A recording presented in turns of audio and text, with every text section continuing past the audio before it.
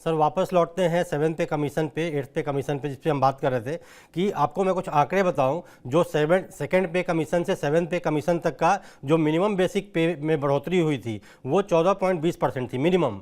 उसके बाद जो मैक्सिमम हुई थी वो छठे पे कमीशन में हुआ था जो कि 54% था। इस बार माना जा रहा है कि आपका डीए जो 55% अभी हुआ है, जो 2% बढ़ने के बाद 53% से 55% हो गया है, उसे माना जा रहा है कि इस बार गवर्नमेंट 60% बढ़ाकर 60% करने जा रही है। तो आप देखिए सरकार सरकारी कर्मचारियों का कितना ध्यान रखती है, क्योंकि आप 2nd पे कमीशन से चले और 8th पे कमीशन तक तो ये 2% से बढ़ता बढ़ता आपका 60% हो रहा है। तो ये आंकड़े अपने आप में कह रहे हैं कि सरकार को कर्मचारियों की चिंता है, क्योंकि जैसा आपने कहा इकोनॉमी में सरकार का भी बहुत योगदान है, सरकारी कर्मचारियों का उनसे ज़्यादा योगदान है, क्योंकि हर डिपार्टमेंट में हर कहीं ना कहीं से वो इकोनॉमी के तार जरूर जुड़े हुए हैं जो काम करते हैं। तो सर इस पर आपका क्या टेक रहेगा? जी सर। बिल्कुल मैं आपके साथ हूँ। देखिए, मोदी सरकार का आदर और सम्मान पूरे देश में है और मोदी सरकार में वो कैपेबिलिटी है कि हर सेगमेंट का देश के ध्यान रखती है। तभी तो जो है देश खुशहाली की तरफ बढ़ रहा है। अभी मैंने आपको डेटा दिया जीएसटी कलेक्शन का, इनकम टैक्स का। जीएसटी कलेक्शन कब बढ़ती है मेरे दोस्त? मैं इनडायरेक्टली उसी चीज पे आ रहा हूँ, जब लोग खर्चा करते हैं, जब लोग परिवार के साथ मूवीज देखने जाते हैं, आउटिंग्स पे जाते हैं, शॉपिंग पे जाते हैं, रेस्टोरेंट्स पे जाते हैं, पिकनिक्स पे जाते हैं, नई गाड़ी खरीदते हैं, नई बाइक खरीदते हैं, तब जाके जीएसटी कलेक्शन बढ़ रहा है। क्योंकि मोदी सरकार हर सेगमेंट का ध्यान रख रही है। इसीलिए तो ग्लोबल स्लोडाउन की एक तरफ हम बातें कर रहे हैं, दूसरी तरफ हिंदुस्तान का जीएसटी कलेक्शन बढ़ता जा रहा है। तो मोदी सरकार से पूरी उम्मीद है कि जो हमारे सेंट्रल गवर्नमेंट कर्मचारी भाई हैं उनका पूरा ध्यान रखा जाएगा, उनको अच्छे से कंपनसेट किया जाएगा। क्योंकि जैसे मैंने बताया, एक तो हमारी ड्यूटी बनती है एज अ कंट्री कि हम अपने सेंट्रल गवर्नमेंट एम्प्लॉयज को अच्छे से कंपनसेट करें। उन्हीं के एफर्ट्स हैं जो आज इकोनॉमी इतनी रोबस्ट है। उन्होंने ही पॉलिसी प्लानिंग में जो सरकार की पॉलिसी बनती है उसमें सेंट्रल गवर्नमेंट के एम्प्लॉयज का काफी अच्छा रोल होता है। सरकार की पॉलिसी को इंप्लीमेंट करने में, एग्जीक्यूट करने में सेंट्रल गवर्नमेंट एम्प्लॉयज का बहुत बड़ा रोल होता है। तो उनका एक बहुत बड़ा कॉन्ट्रीब्यूशन है जो हिंदुस्तान आज इतनी बड़ी तरक्की कर रहा है। आज 5th लार्जेस्ट इकोनॉमी तो ऑलरेडी हम बन चुके हैं, 3rd बिगेस्ट इकोनॉमी हम बनने की तरफ बढ़ रहे हैं। और जो हालत आज जर्मनी और जापान की है, जर्मनी 3rd बिगेस्ट इकोनॉमी है, जापान 4th बिगेस्ट इकोनॉमी। तो हिंदुस्तान में कैपेबिलिटी है कि आने वाले 2 साल में, मेरी ऑर्गेनाइजेशन आकाश डॉट इन का तो मानना है 2 साल में ही हम 3rd बिगेस्ट इकोनॉमी बन जाएंगे।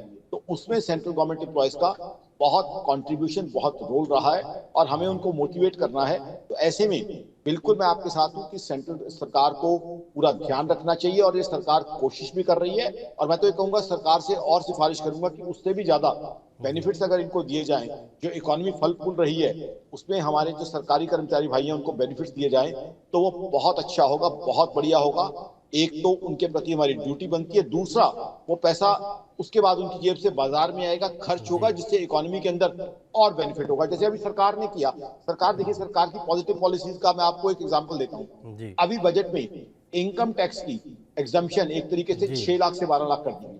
अब बहुत लोग जो 8 लाख 9 लाख 10 लाख कमा रहे थे उनको बेनिफिट मिल गया। अब क्या उससे सरकार का टैक्स कलेक्शन कम होगा? जी नहीं। लोगों को बड़ी सुन के बड़ी हैरानी होगी कि आकाश अंदर जी क्या कह रहे हैं। जी, सरकार का टैक्स कलेक्शन कम नहीं होने की उम्मीद, सरकार का टैक्स कलेक्शन मेरे हिसाब से बढ़ेगा। क्यों? क्योंकि वो लोग जाके बाजार में पैसा खर्चेंगे। जब बाजार में पैसा खर्चेंगे, एक बिस्किट का पैकेट भी नया बिकता है तो बहुत लोगों को जो है उससे इनकम जनरेट होती है। जो बिस्किट का मैन्युफैक्चरर है, ट्रांसपोर्टर है, एडवर्टाइजर है, उसका उसके बाद डीलर है, रिटेलर है, बहुत लोगों को उससे बेनिफिट मिलता है। सिमिलरली एक मोटर कार बिकती है तो 20,000 लोगों को उससे डायरेक्टली और इनडायरेक्टली इंप्लॉयमेंट मिलती है। तो ये सरकार जो मोदी सरकार है इनोवेटिव तरीके निकालती है जिससे इकोनॉमी को भी फायदा हो, आम आदमी को भी खुशहाली मिले।